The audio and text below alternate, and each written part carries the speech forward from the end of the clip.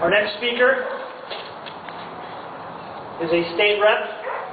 I've spoken briefly about him already. Please help me welcome Rob Sampson.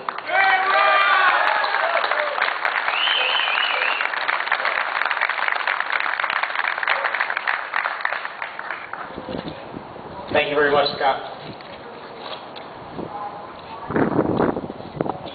I want to start by saying that I'm very pleased and honored to be able to join you folks here today.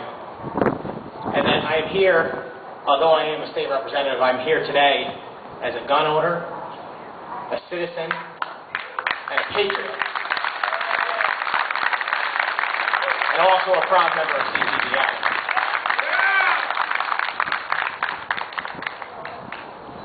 I thought long and hard about what I wanted to say today, and I'm not the type of guy to give a lot of grand political speeches.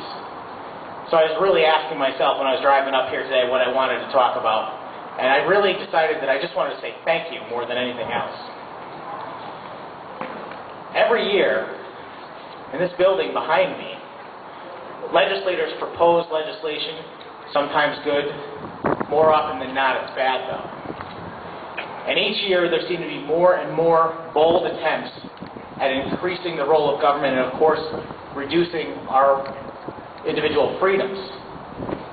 These actions, they come in all shapes and sizes, but it's clear the Second Amendment is not immune to this onslaught.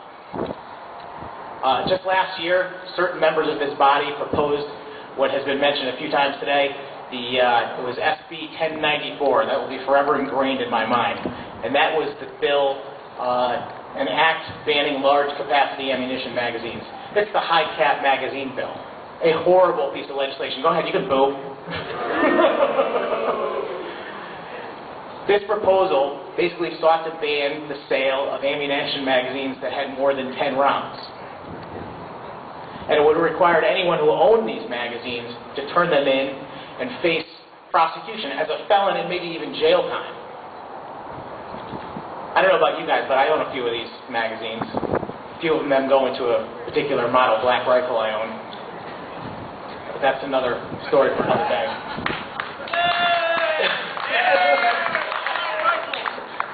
The people in favor of this legislation claim that their goal was to protect us and our neighbors from gun-wielding criminals that are bent on murdering innocent citizens.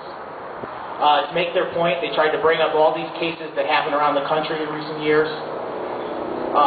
Cases about, lunatics that shoot up schools and that sort of thing. But these people are not affected by laws. They are criminals anyway.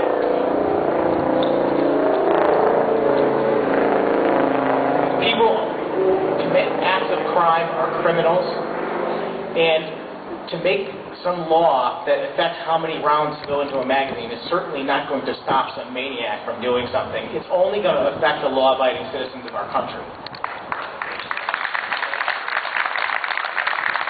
It's so obvious that the goal of these people is not to help protect us from criminals.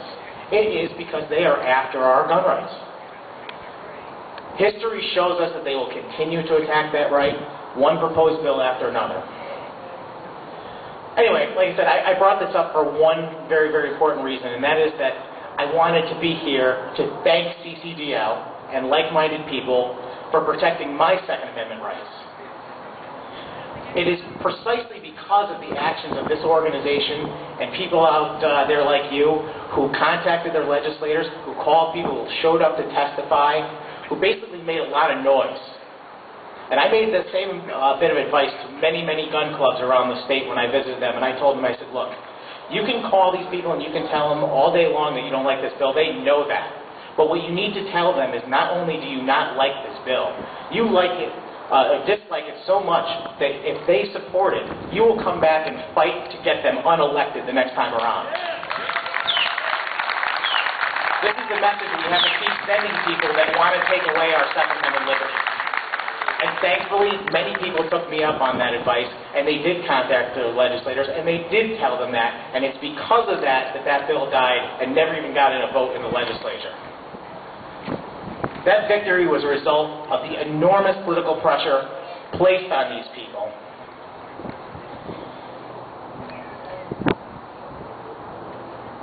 Our Second Amendment is a key protection to our sovereignty as individuals. It acknowledges our right to protect ourselves.